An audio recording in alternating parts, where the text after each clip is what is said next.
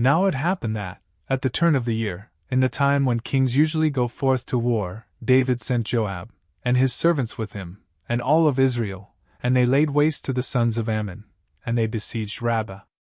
But David remained in Jerusalem. While these things were taking place, David happened to arise from his bed after midday, and he walked upon the terrace of the king's house. And he saw, across from his terrace, a woman washing herself. And the woman was very beautiful. Therefore, the king sent and inquired who the woman might be. And it was reported to him that she was Bathsheba, the daughter of Eliam, the wife of Uriah, the Hittite. And so David sent messengers, and he took her. And when she had entered to him, he slept with her. And presently she was purified from her uncleanness. And she returned to her house, having conceived an unborn child. And sending, she informed David, and she said, I have conceived. Then David sent to Joab, saying, Send me Uriah the Hittite. And Joab sent Uriah to David. And Uriah went to David. And David inquired whether Joab was doing well, and about the people, and how the war was being conducted. And David said to Uriah, Go into your house, and wash your feet.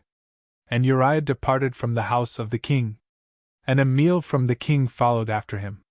But Uriah slept before the gate of the king's house, with the other servants of his lord, and he did not go down to his own house. And it was reported to David by some, saying, Uriah did not go into his house. And David said to Uriah, Did you not arrive from a journey? Why did you not go down to your house? And Uriah said to David, The ark of God, and Israel and Judah, dwell in tents, and my lord Joab, and the servants of my lord stay upon the face of the earth. And should I then go into my own house, so that I may eat and drink, and sleep with my wife? By your welfare and by the welfare of your soul, I will not do this thing. Therefore David said to Uriah, Even so, remain here today, and tomorrow I will send you away. So Uriah remained in Jerusalem, on that day and the next. And David called him, so that he might eat and drink before him, and he made him inebriated. And departing in the evening, he slept on his bedding, with the servants of his lord, and he did not go down to his own house. Therefore, when morning arrived, David wrote a letter to Joab.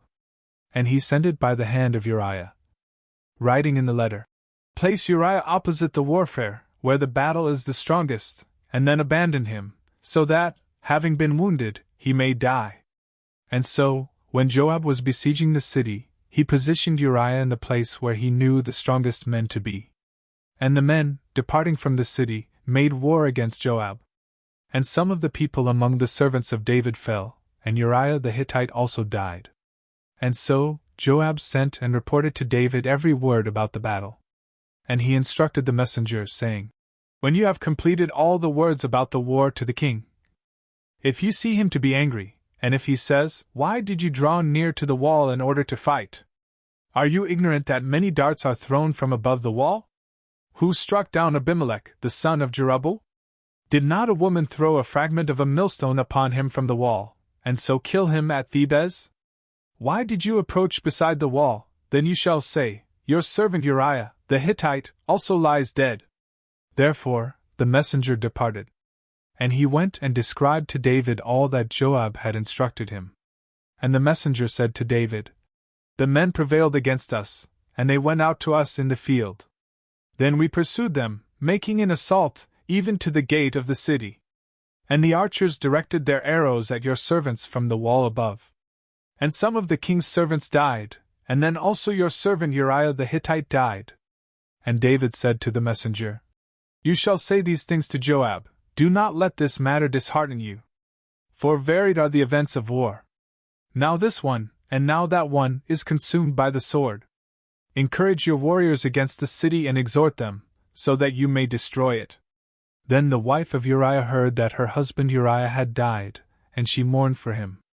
But when the lamentation was completed, David sent and brought her into his house, and she became his wife, and she bore a son to him.